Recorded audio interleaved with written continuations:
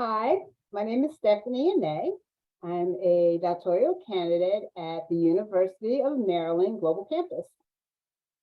The title of my presentation is The Impact of a Spiritually Inspired Workplace Culture on Workforce Turnover and Retention. My research question is, what attributes of a spiritually inspired workplace culture impact turnover or workforce retention? The justification of my research, let me give you some statistics. The Workforce Institute reported that 52% of employees had stated that turnover intentions had stated they had turnover intention and would look for a new job in 2022. With work-life balance and lack of connection to organizational culture being the two primary reasons for those intentions. Bhattacharya and Afraz, 2019, found that the inability of employees to express themselves emotionally and spiritually due to a segmented work-life environment leads to a considerable sense of frustration for employees, mediocre or very poor job performance, and then again, the turnover intentions. The U.S. Department of Labor reported that 2.7% of the U.S. workforce left their jobs in April 2021. That number accelerated to 2.9% in August 2021, the highest in any 4-month period. Based on those results of a Bankrate survey, 55% of Americans surveyed will seek new employment between 2021 and 2022. Employee turnover is a critical issue for organizations due to the high recruitment costs and the reductions in the quality of their products and their services. The literature review that I am doing, while there was no agreed upon unique definition of spirituality, scholars agree that spirituality and religion are two different constructs.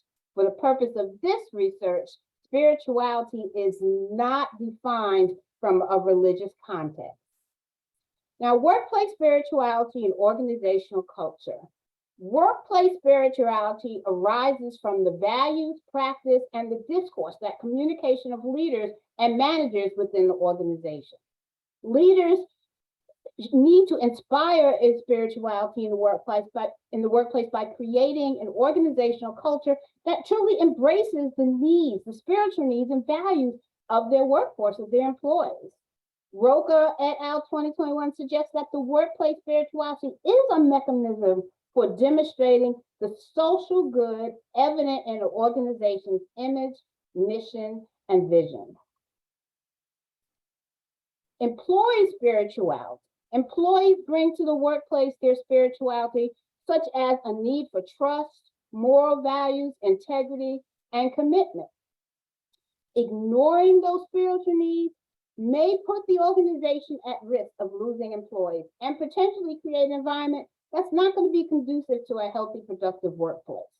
Millman et al. 2003 argue that a positive relationship between spirituality and the inspired workplace culture and the employee spirituality, that merger leads to an organizational commitment, intrinsic work satisfaction, and job involvement.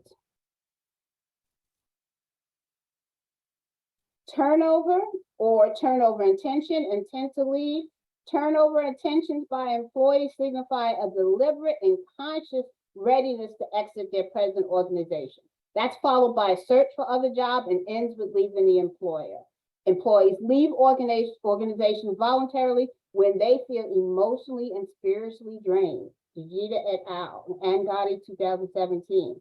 Employees decide to leave for both tangible, just not the money, salary, and benefits, and the intangible reasons. The supervisor support or lack thereof, work-life balance, career path, and the lack of trust in management.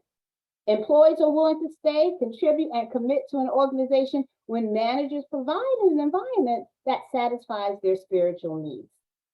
By improving the spiritual well-being of employees and creating a sense of workplace spirituality, organizational managers can optimize productivity and gain the trust and commitment from their employees. My theoretical framework is the PE fit theory.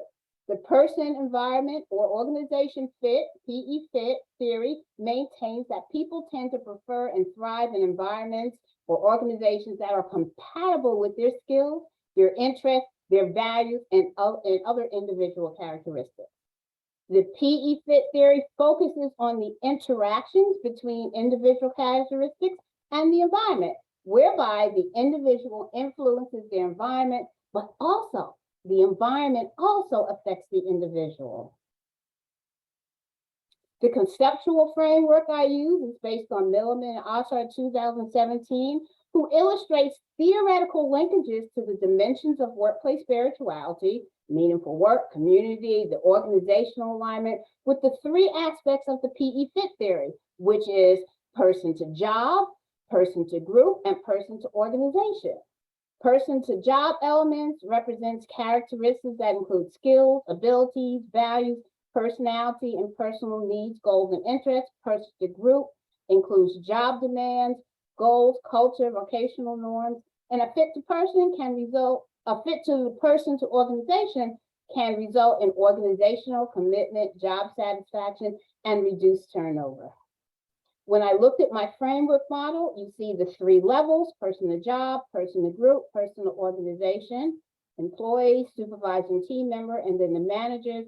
The outcomes are job satisfaction, commitment, and reduced turnover. Now, this dissertation is evidence-based systematic review of quality assessed public studies, and then applying a thematic analysis of evidence to identify the impact of the spiritually inspired workplace culture on voluntary employee turnover.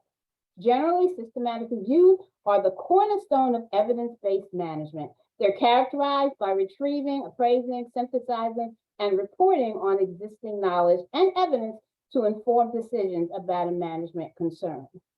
My methodology includes primarily a search strategy, which is an organized structure of key terms, and they're used to search a database. This systematic review includes a comprehensive search strategy via multiple data places. First the search terms, and then the inclusion exclusion criteria are defined. The quality appraisal is the next step. I use the TPUPUS. It's a quality framework which looks at transferability, accessibility, propriety, utility, purposivity. One day I'm gonna get that word right. Accuracy and specificity. And that's TPUPUS, Pawson et al. 2003. The critical appraisal helps to reduce the burden and allows you to focus on articles that are relevant to the research question and that will reliably support or refute its claims with high quality evidence. Following that, I did in vivo coding through Atlas TI, which facilitates data analysis through tracking coded documents, allowing the creation of themes for analysis and synthesis. With in vivo coding, a first cycle coding method in qualitative analysis, codes are derived from the data itself. And then finally, CertQual.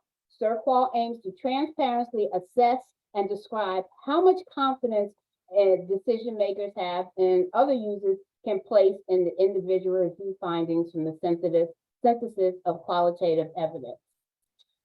With CertQual, there were four assessments that they used: methodological limitations, coherence, adequacy, and relevance. This research intends to provide attributes of spiritually inspired workplace culture that potentially impact the turnover or turnover intentions. And managers play an essential role in intentionally doing that so they can shape their jobs, their work groups, and other aspects. I'm seeking input from practitioners and other contributors who are currently using principles of spirituality, scholars to gather information on the soundness of the combined theories, and students to get additional clarity on the proposed framework. Thank you. There are my references, and I look forward to your feedback.